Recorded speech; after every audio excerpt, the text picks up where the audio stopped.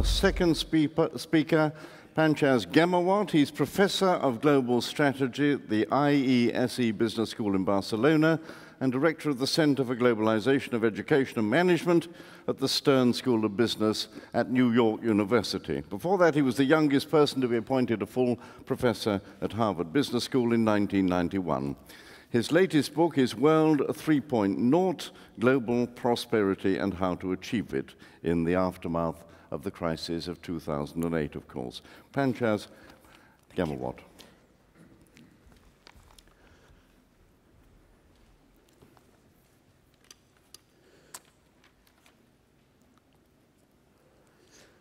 Let me begin by saying what a privilege and pleasure it is to be asked to speak at this gathering. And so in recognition of that, I'll start off by answering the question that was posed. Are managers at the mercy of external forces? And I'm going to argue to a greater extent than they think. And I'm going to try and explain why I hold that particular point of view. But what I'd like to do is start in slightly roundabout fashion and also confess that I learned a lot from the discussions we've already had at this forum, but I was a little bit surprised at what we haven't heard so far in this forum. If you recall, the title of this year's meeting is The Great Transformation. That's not one of Drucker's books. It's Karl Polanyi's book, written back in 1944. And what Polanyi talks about principally in that book, although it's a book that contains many things, is the rise and fall of the belief in self-regulated markets during the course of the long 19th century, which he defines as extending to the aftermath of the stock market crash. So if we think back to the examples of or possible reasons for poor performance that we've been talking about so far at this forum, I would argue that in some sense, Polanyi's key insight, and I was talking about this over lunch with Richard, Drucker didn't always agree with Polanyi, but did take him fairly seriously. So let me just try and see if I can channel Polanyi for you a little bit at this Drucker forum and see if I can get you interested in another set of issues that I think really haven't been raised so far. So if we think back to the arguments, and I'm referring not just to the stuff that we heard this morning, but all the very interesting blog activity on HBR, et cetera, I guess one set of questions has to do with, do managers try to maximize the right objective function? And when we think of some of the incentive-based arguments that we were talking about this morning, I'm thinking, for instance, of Roger Martin's very thoughtful remarks about the perversion of public infrastructure, or for that matter, some of Roger's earlier work, which again I would highly recommend, on expectations as a basis for setting managerial targets. That's really a claim that some of the problems we face as a society have to do with the fact that the way the rules of the game are set up, managers really can't do any better than they're able to do. And so any point where you see poor performance and you turn to a manager in those circumstances is perfectly entitled to say, the system made me do it. So that's one set of things, and we have heard about those. The second, more common set of things has to do with the notion that maybe the problem is not in our objective functions or your objective functions as managers. Maybe the problem is in the extent to which you're actually managed to maximize those objective functions. And so here, I think a lot of the discussion in the forum falls into this rubric. So when I think of managers having the choice but using the wrong financial metric, I would put it under here rather than under the first heading. Similarly, when I hear about managers being subject to more bureaucracy than is really necessary, I'd probably put it in here. And there are lots of other influential contributions over the last few years that take this tack. So just to cite another one, Michael Porter and Mark Kramer on creating shared value. The idea is that there are big pots of gold lying around environmental problems, and it's simply managerial miscalculation that leads them to miss the possibility of doing well for their shareholders while also doing well by society. So, of course, I have a great deal of sympathy for these writings, and it would be a little bit hard to be a business school professor for 30 years without believing that management matters. So I certainly don't want to minimize this contribution, but I do think that there is another strand of thinking, which is primarily what Polanyi was talking about in The Great Transformation, which has to do with some other problems with market capitalism. And the particular problems that he highlighted were really problems having to do with market failures, or for those of you who find this too stark a term, limitations of the market mechanism under certain well-known conditions. When there are too few competitors in a market, when there is profound uncertainty or ambiguity, when there are externalities so that the consequences, the full consequences of market-based transactions don't fall just on the parties to the transaction, some of them actually affect other people. And I'd sort of like to suggest that not only is this something that is of interest to Polanyi, and therefore something that we should automatically pay attention to, but, look at the headlines. So I borrowed Martin's copy of the FT. What's headline number 1 today? Fines over global Forex rigging.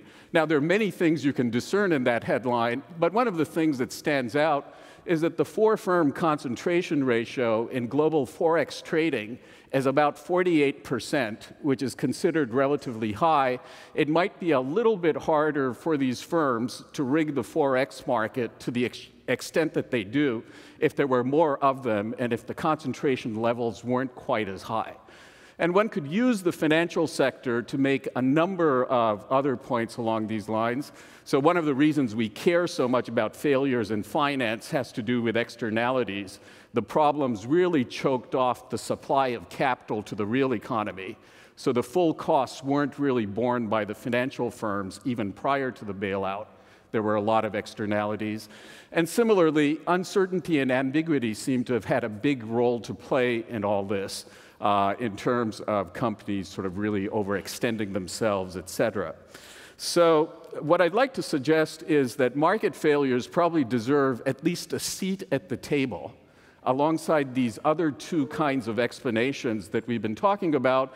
And I would actually go a little bit farther than that and suggest that in particular, the possibility for really bad management failures is dependent to some extent on the pre-existence of certain kinds of market failures.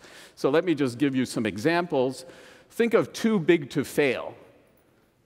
Banks wouldn't be too big to fail if there weren't a small numbers problem, if there wasn't excessive concentration. Or we would be much less worried about bad decisions at one company if there were a lot of other companies. Think about some of the critiques of modern financial methods, like the choice of discount rate, or whether even there is a logic to discounting expected capital flows, expected cash flows. Those wouldn't make a lot of sense if there weren't uncertainty or ambiguity in the environment. And even in terms of externalities, while I think Porter and Kramer are right to suggest that managers probably ignore too many things that they should internalize, managers are probably most likely to get confused about what to internalize and what to externalize in environments that actually do have some externalities, making the inferential issues a little bit more complex. So all that is by way of assertion. I thought I'd actually sort of present a little bit of data on these assertions. And so what I did was I ran a survey of people with master's degrees in business and asked them for their degree of agreement with the following 3 questions. The first of these is supposed to get, and the wording isn't great, but it's supposed to get at to what extent do they believe small numbers problems can sometimes impede competition. The second one is supposed to get at environmental externalities. And the third one is supposed to get at the risk uncertainty issues and how well private actors, even if they're stipulated to be smart, always cope with these things. Let me just sort of very simply show you the results, because time is moving up, and I had them rate these things on a 5-point scale, ranging from strongly disagree to strongly agree. I'd also point out that while some of these propositions are debated amongst economists, some probably are not subject to that much debate. So if you take number 2, even the late Gary Becker, who would have disagreed vigorously with point number 1, was a believer in some kind of carbon tax to cover the externalities of gasoline. So on balance, I was sort of expecting answers sort of more tipped to the left-hand side of the scale than the right-hand side of the scale. What did a sample of US graduates, people with master's degrees in business, versus people with master's degrees in other fields think? So this is everybody with master's degrees in other fields. These are business graduates. The 2 of these 3 things are statistically significant. The other sort of interesting thing is, if you look, the BA finance graduates consistently were more likely to agree with these propositions about the non-existence or unimportance of market failures. And people with degrees in economics, political science, social sciences were the group that consistently agreed the less with these propositions. I also ran regressions, and so, and here I'm referring just to dummy variables in a technical sense rather than any other sense. Basically, when I tried to control for political orientation, it turned out that there was still a business school effect that was significant. And it faded a little bit, but didn't entirely disappear after controlling for age, gender, and income category. And then, since I figured I might still have 2 minutes left at this point, and since a lot of the discussion here has really been very focused on the US, the UK, and Canada, I thought, maybe with an audience that is to some significant extent from around here, all this will seem somewhat irrelevant as just another example of the kinds of things that happen in the US, but that don't apply here. So in honor of the Drucker Forum, I also ran a little survey on German students, or German master's degrees. The results here are preliminary. Unfortunately, I thought of this a bit late, so I got the results last week. Basically, again, we do find some kind of business school effect. It's not as strong as in the US, but people with master's degrees in business administration or finance seem more willing to agree with these statements, some of them extreme in my view, about the non-existence or unimportance of market failures. Now, I'll sort of move on quickly. It's not clear whether this happens before business school, during business school, or after business school. All I've shown you are some correlations. I haven't even shown you the regressions. But it does seem to me that irrespective of which of these 3 answers it is, that there is at a minimum an error of omission that happens in business education today.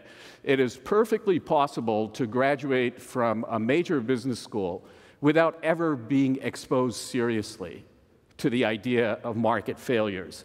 So in the spirit of ending with some recommendations, there's a lot of discussion of corporate social responsibility. I thought I would adapt that to curricular social responsibility.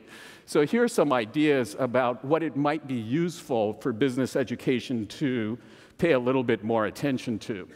First point, and this came up during the morning's discussion, it'd be useful to have some material in the core of the curriculum, because otherwise it's going to survive in some kind of goodness ghetto in the second year of the MBA program, and most of the students are going to get through without any exposure to it. Second, it's probably worth thinking about the interaction between managerial failures and market failures, if you buy my argument that the really nasty problems occur at the intersection of the 2. So separate but equal is not what I'm recommending. I'm recommending something that actually looks at interactions. Third, and this is a point that Tom Koken of MIT made to me, our standard business school narratives stress individual acts of heroism, whether by individuals or companies. It's worth supplementing that with some attention to coordination, regulation, and other forms of collective action, which is what solving market failures often seems to require.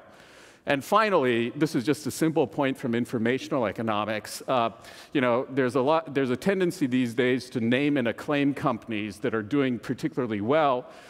Simple point from informational economics suggests that if we also named and shamed companies that weren't doing particularly well, we would be much more likely to end up with a separating equilibrium in which really bad companies could not credibly claim to be really good companies. So I hope we can have some further discussion of that. It's still blinking at 0, so I don't think I overshot my time, but let me sit down anyway.